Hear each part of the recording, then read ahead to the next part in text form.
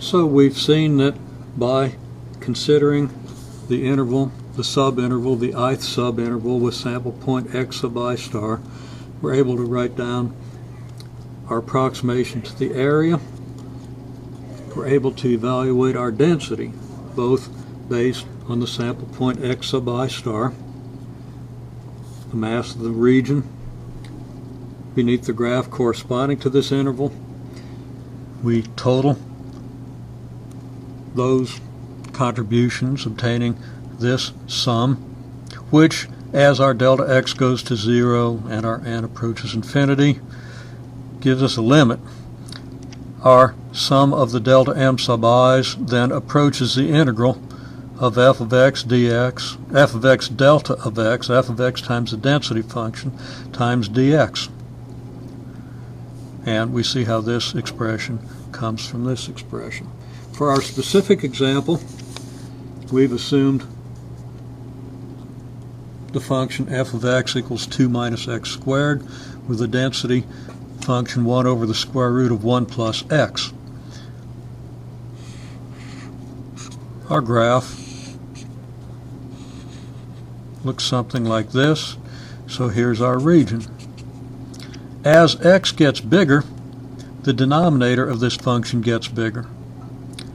As x goes from 0 to 1, our denominator goes from 1 to square root of 2. The square root of 1 to the square root of 2, that's 1 to the square root of 2, and the reciprocal of the square root of 2 is about 0.7. So our density goes from 1 in this part of the region to about 0.7 in this part of the region. So we have a decreasing density as we move across. We make note that the area of this region is 5/3. The density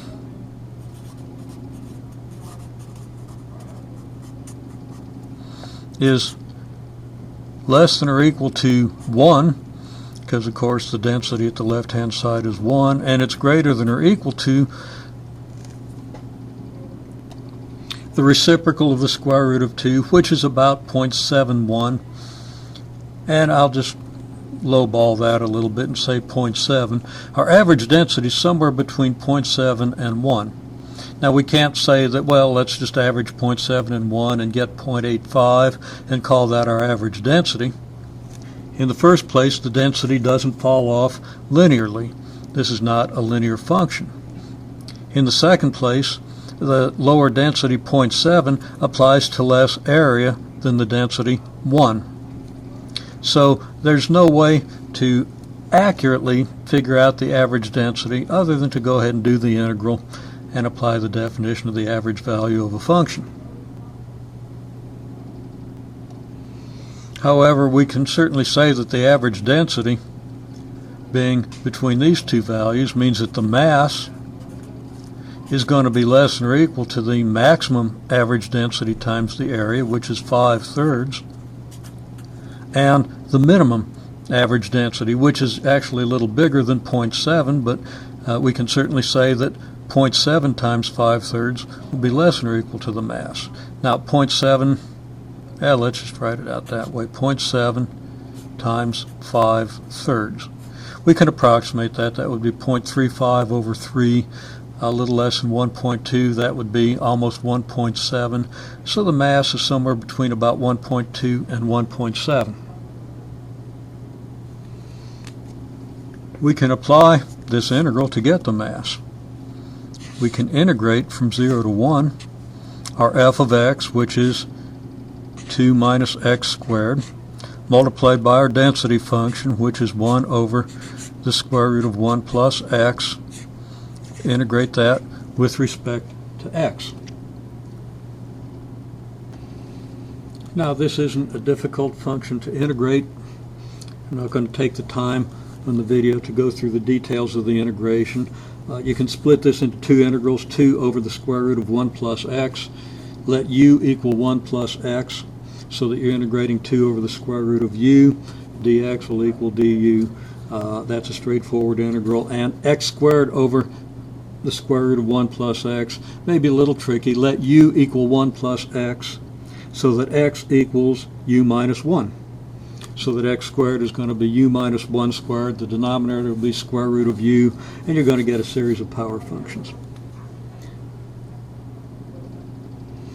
The one thing I can say with some certainty is if you do this integral correctly, you're going to get something between about 1.2, certainly going to be less than or equal to your mass. Actually, this isn't 1.2. This is about it's 1.16 repeating. So let's modify that slightly and say 1.1 is less than or equal to your mass is less than or equal to 1.7. 1.7 is bigger than this. 1.1 is less than this. So we're safe with this interval. We're safe in saying that our mass is between these two values, so that this integral should be between these two values. Our next question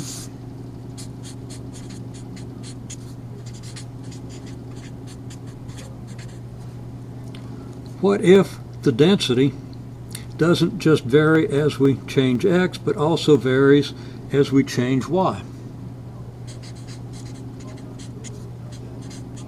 So what if our density is a function of x, y?